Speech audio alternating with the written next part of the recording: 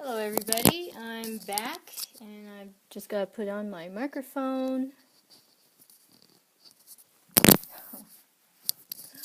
I'm Dr. Joanny Liu and I'm the founder of Extraordinary Sports Medicine, where we help athletes reverse their injuries, get back in the game that they love, and improve their lives. And today's topic is You Matter. So please let your friends know that I'm on live and that we're ready to start. And hello to my first guest. How are you? So I want to talk about You Matter. And the reason why I want to talk about this is because I read an article recently by Bill Gates. So what he was talking about is it's called Preparing for the Next Epidemic.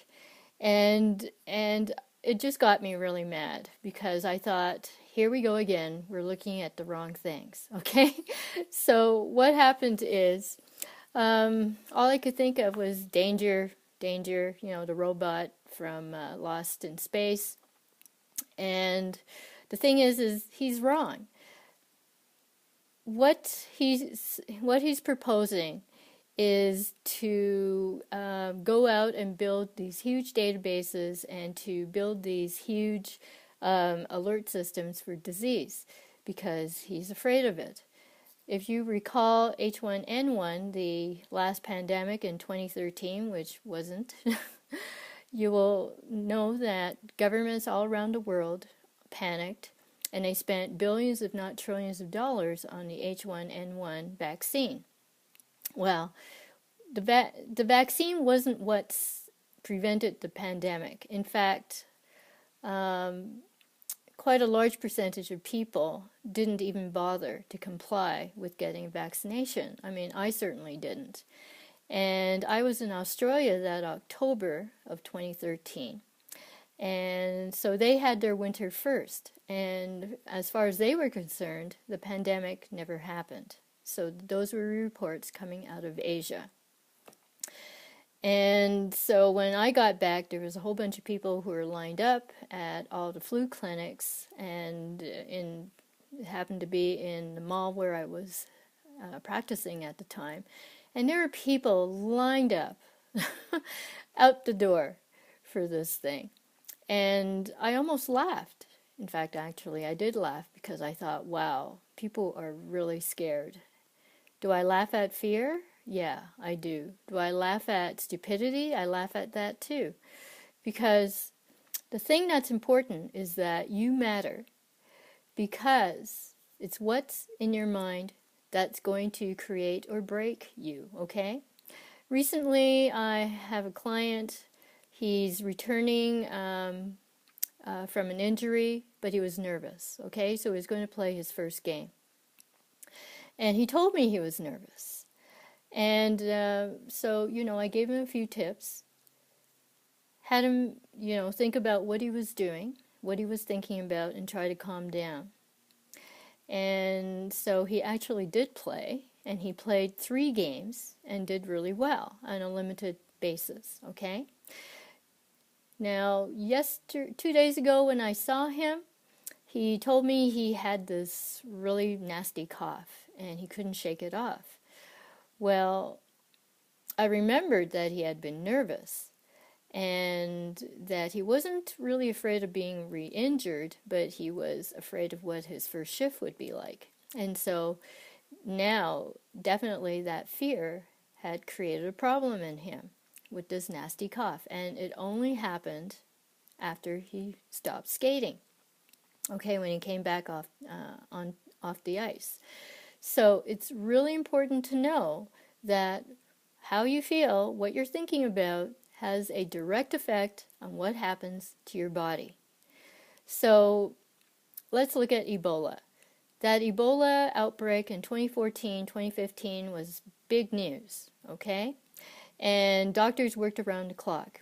Doctors Without Borders worked around the clock. There was a Montrealer doctor who was in the news, and they interviewed her, and it was hard work, okay? Now, the thing is, though, is that the news made it sound like everybody was catching Ebola and everybody was dying from it. But when I finally looked at the statistics, I found out that it hit 3 countries, and almost 27,000 people in those 3 countries were hit with it. So those were the clinical cases that they could find, okay? The people who actually showed up and talked to an official doctor.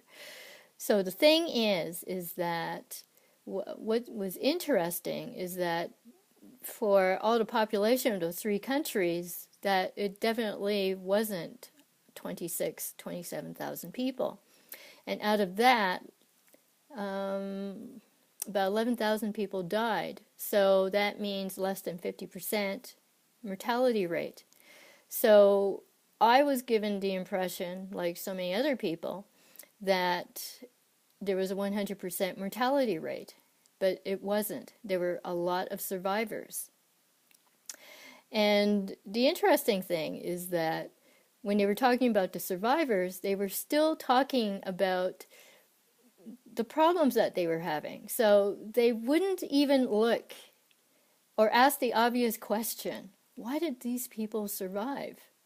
You see, Bill Gates has got his heart in the right place, but he's not looking at a solution. He's looking at the problem. He still wants to study the problem. And the other thing is, he's not asking questions. Whatever questions that they're asking is really superficial, because they're not asking enough questions, because they're going straight for a solution, which is a vaccine. Okay, so he wants vaccines for everything possible. And so that's why he's afraid of another epidemic. He's afraid of something that's going to go around the world and kill off people. And sure, I can understand that. But the thing is that we need to ask more questions. We need to ask ourselves, okay, because you matter, about why this is happening to me. How can I make things better? What do I need to learn? You know, you need to ask better questions of yourself and wait for the answer. Now, you can start doing some things in order to make those answers come faster to you. You know, like reading some really good books that are going to teach you how to direct your mind. And definitely books by Napoleon Hill are very good books for how to direct your mind. And I'm not just talking about Think and Grow Rich, the version that we have now, you know, this little white book. I'm talking about the huge book that was the original version of the book. That's what I'm talking about. Okay? I'm also talking about his book, Law of Success. I'm talking about his last book, which is called Grow Rich with Peace of Mind. And I'm also talking about A Course in Miracles, okay? Because these books talk about what should be in your mind and what your purpose should be, okay? These books are simply top-notch. And of course, you know, the books that Chinese masters wrote for Chinese medicine, ancient and modern, who talk about the psyche as they understand it in Chinese medicine, because it's really amazing how much those books, these ancient authors, also agree with people who did A Course in Miracles and all of Napoleon Hill's books, okay? There's no doubt in my mind that there is a cause and effect. And the cause is what we're thinking and what we're feeling. So the thing is, if we're looking for revenge, if we're holding on to grudges, if that's the sort of things that are occupying our minds all the time, then it's going to hurt us. Simply, even if you just look at it from an energetic point of view, all these negative feelings really use up a lot of our energy, when we could be using it and directing it in a much more positive, constructive way, which is what we're supposed to be doing. So in order to keep healthy, you matter in what you think and what you feel, and then the actions that you take. Not keep expressing the same negativity over and over again, because all you're going to do, well, is you strengthen certain hardwired paths in your brain, and you get into this really bad habit, okay?